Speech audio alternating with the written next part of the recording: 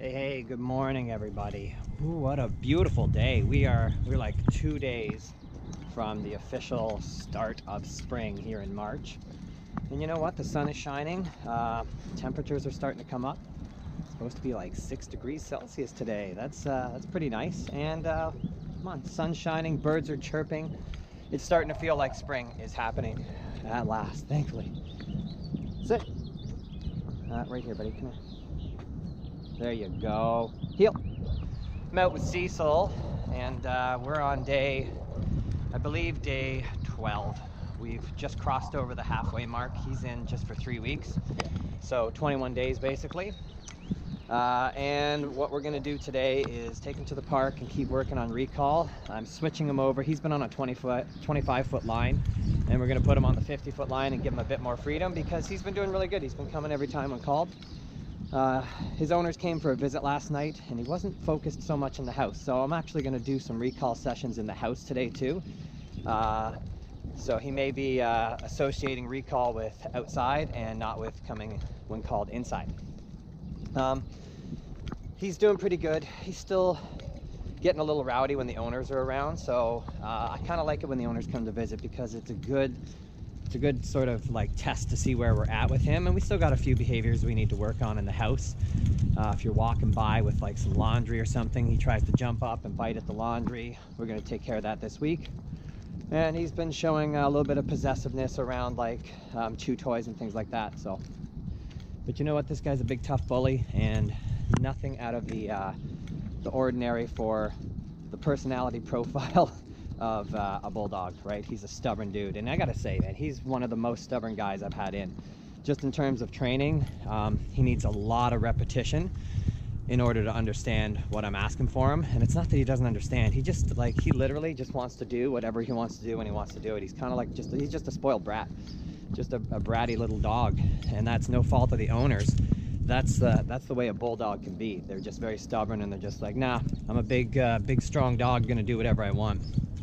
So it's been a lot of leadership and controlling his behavior in order to swing him around to the fact that he's actually not in charge and does not get to make those kinds of decisions. All right, guys, so I'm almost at the park, and let's get to work with Cecil this morning here on day 12.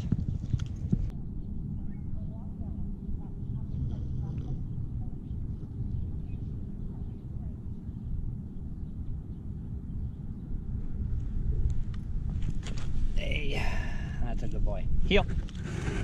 Not bad. So even with dogs, you know, around at the park, this guy has been calm and relaxed and holding the downstay, which I introduced a few days ago. I find once a dog has a sit-stay, like the concept of a stay in place, then once I add the downstay, it's usually pretty easy because they already get that stay means stay, and then it just becomes sort of broadening their understanding that stay actually means stay in whatever body position you're in when I tell you to stay. All right, let's do some recall. I'm gonna find a spot to put the camera down so we can get to work with him.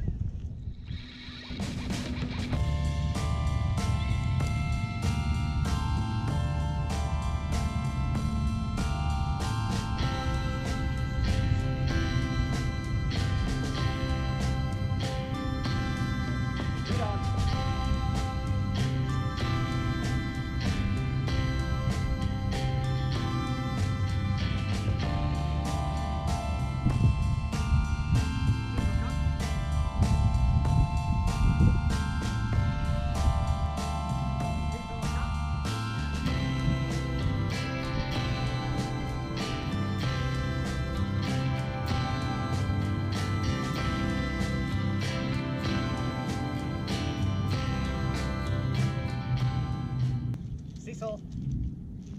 Good boy. Hey, good boy. Sit. No, nice and straight, bud. No, heel. Cecil. Cecil. Sit. Oh, that's better, buddy. That's better. Stay.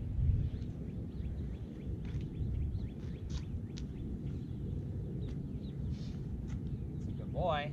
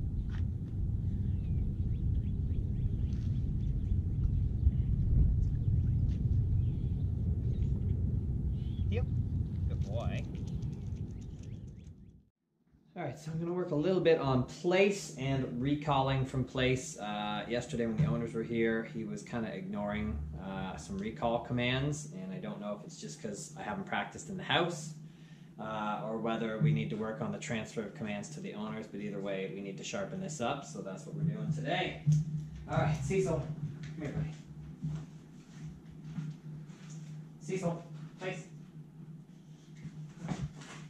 There you go, good boy.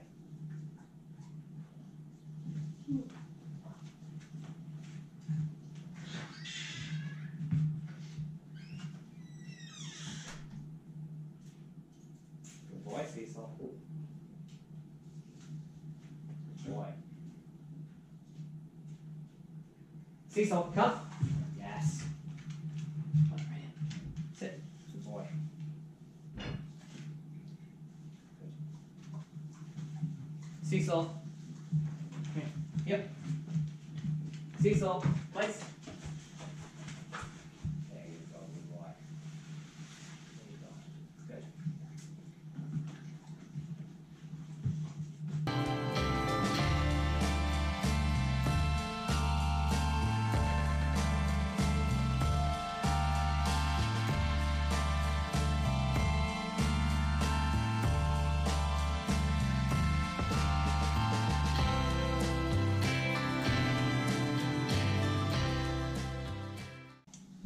So yesterday, the owners brought him a treat, but when the owner went to go pet him and went near him, Cecil growled.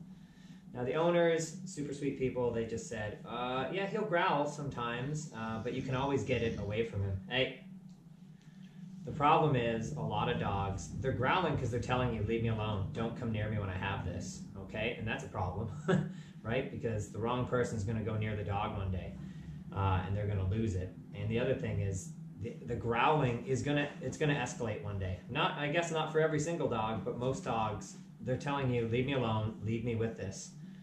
And at some point, they're gonna realize that growling isn't working at keeping people away because they still come in and take it out of my mouth. So at some point, the dog is gonna totally switch to snapping. Hey, good boy.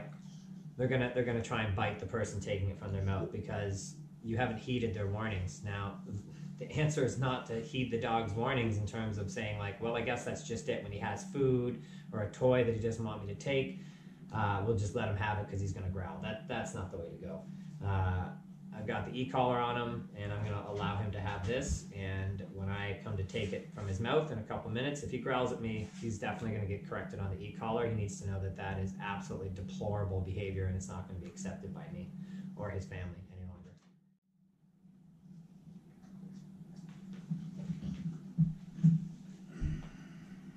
Good boy, right? Good boy.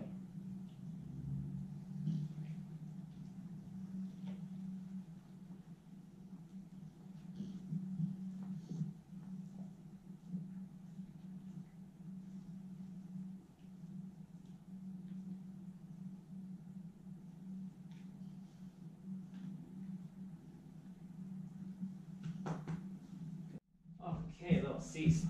Little Cecil. Hi, buddy. Hi. Hey.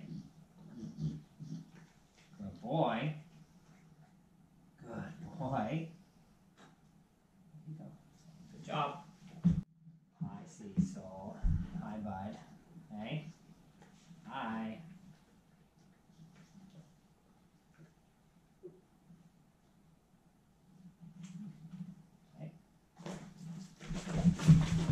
Hey.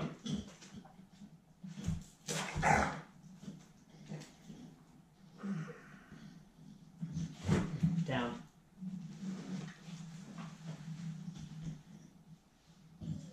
Okay. There it was. He just bit me. Because I tried to take something from him. If you can't take something from your dog, you're in deep trouble with your dog.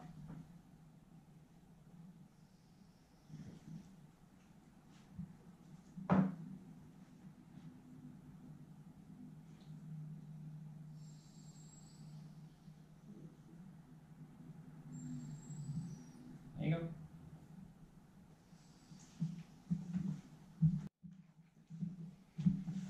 Okay, so what I did last time, don't ever do that. I know I'm taking big risks, and I'm telling you right now as a warning, don't ever do what I did. The better way is to do this. All right, Cecil, come on. Remove the dog from the item, it's safer. But I'm training with him, and I know the risks, and I know what's gonna happen if I mess up, so I'm prepared to take that. But take this as a warning. If you're watching this video, don't do it like that at home. You're gonna get bit. Okay, Cecil. Place. Come on. Down. Good boy. There you go. Okay. You. Okay, well, that's enough working on the resource guarding for today. I'm gonna crate Cecil back up now and get to walking some of the other dogs, and then off to it for our last training walk today. But I think that's all I'm gonna cover because this video got way too long already. Now, you saw me correct him on the e-collar. It was level 25, and I'm using the Boss with him, which is a step up from the mini educator. So we're talking like maybe level 35 on the mini educator. So pretty firm correction for him. There's nothing else I can do. If you had a problem with me correcting him on the e-collar, then I guess you think it's okay for a dog to bite a human, and I don't, okay? There has to be a consequence. If a dog is gonna act like that and show aggression towards me because they have something, like that's not a safe dog, and I need to make that dog safe, and the only way is for the dog to understand there's consequences. Maybe some of you out there are saying, you trade. That's what the trainer told me, or that's what I saw on YouTube. You give him a higher value item so that you can get that item from him. Give him a treat in order so he learns that he gets something to give something. That's bullshit. I'm not giving something to get something at all. Are you guys crazy? If that's what you're thinking, then you're probably the same kind of person that would, you know, pay off terrorists and let them get away with hostages and then kill the hostages later, right? Like, it doesn't work. That's bartering with the terrorist. If the dog has something that I need, it's mine. Everything is mine. The dog owns nothing. The dog doesn't have a wallet. The dog doesn't have a bank account. The dog didn't buy anything, doesn't own anything. And just because they're cute and we love them is no excuse to just let them act that way. It's deplorable behavior for a dog to show aggression, especially resource guarding. You know, like he's getting lots of food rewards for things that he's doing. He's getting his daily meals. So for him to bite me over possession of an item is absolutely unacceptable. Don't ever, ever accept that kind of behavior from a dog. It's dangerous. It's very dangerous. And as I showed you, remove the dog from the item. Don't do what I was doing. I'm doing that for the purposes of the video. All right, but it's risky. You saw he bit me, okay? I'm lucky I didn't get away with like a, you know, I got away without getting a bad bite, but he could have just chomped on my hand if he wanted to there. So very risky. Make sure that you contact someone that knows what they're doing. If you're dealing with a behavior like that, don't just try and solve it on your own. It's really sketchy, okay guys? All right, but that's it for day 12 with Cecil. I'm gonna head out for a training walk in a little bit, and we'll get another video going again shortly.